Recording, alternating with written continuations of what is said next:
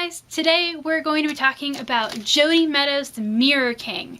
This is the second book in the Orphan Queen duology, so yeah, that's right, it seems that duologies are coming back in style somehow. But if you have been following any of my reviews of duologies lately, i.e. Renee Diaz's The Wrath and the Dawn sequel, The Rose and the Dagger, then you might know that I tend to have structural issues with duologies if they aren't done well. And unfortunately for this book, they were not done well.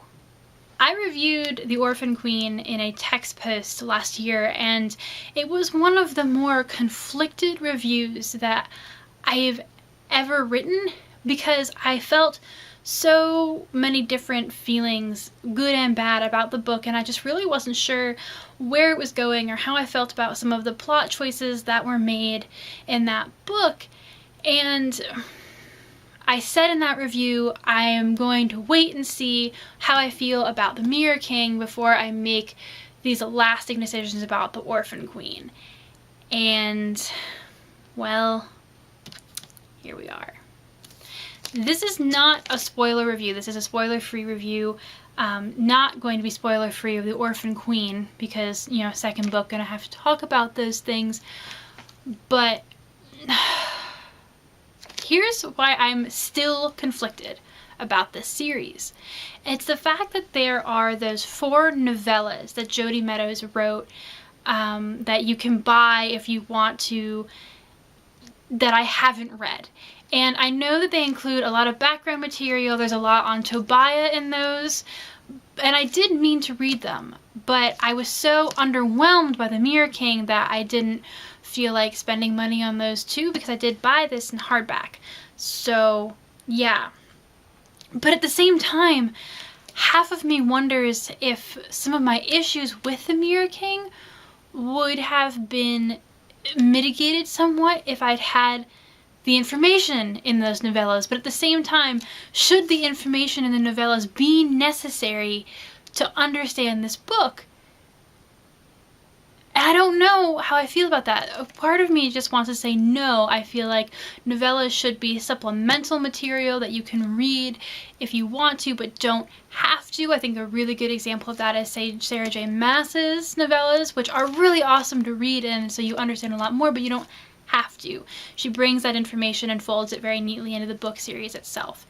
Because I don't think that you should be asking readers to spend more money on novellas when they're reading a book series if they don't want to. But if you're reading the book series, why wouldn't you want to? I don't know. This is so hard. So hard. So I'm just going to say that what I am about to say about The Mirror King comes from that conflicted place of not knowing how I feel about those substantial novellas that do exist out there in the world that I haven't read. Well, the first part isn't related to that, and that's that The Orphan Queen and The Mirror King suffer from so many plot conveniences.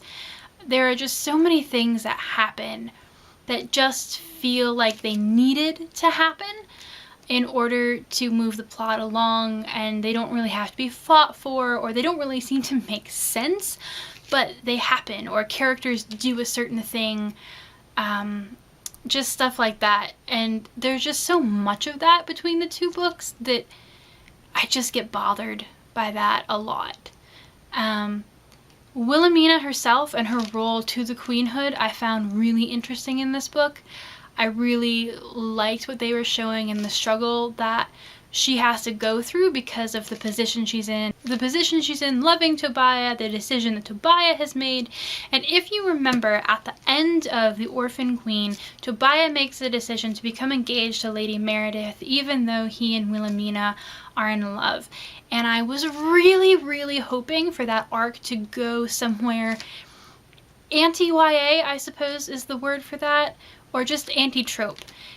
And it did resolve itself in a way that I did not expect, but also in a way that was just like, of course.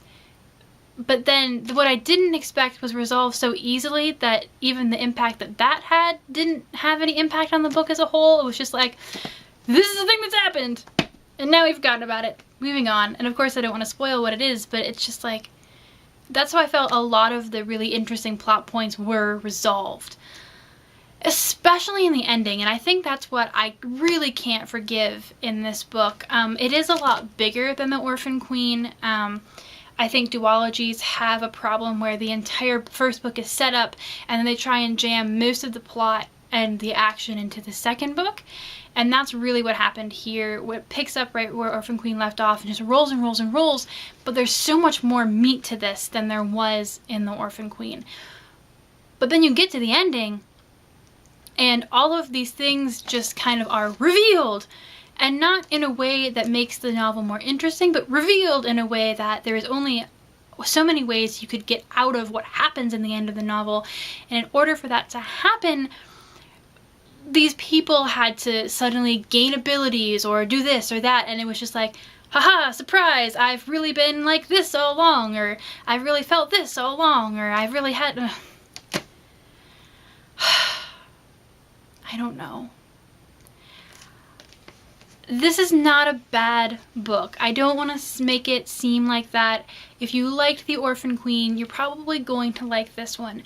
I was just really conflicted on The Orphan Queen, and then this book came along and really didn't do The Orphan Queen any favors.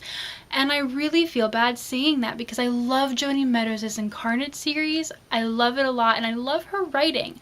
And I love the concept of this, and I really do like Wilhelmina as a character. I like the struggle that it goes through. I like the fantasy elements. The backup characters in this are particularly strong as well. So I'm not saying that it's a bad book. I'm just saying that there are so many plot conveniences, and then the ending is just a train wreck of them. And that's just frustrating to me.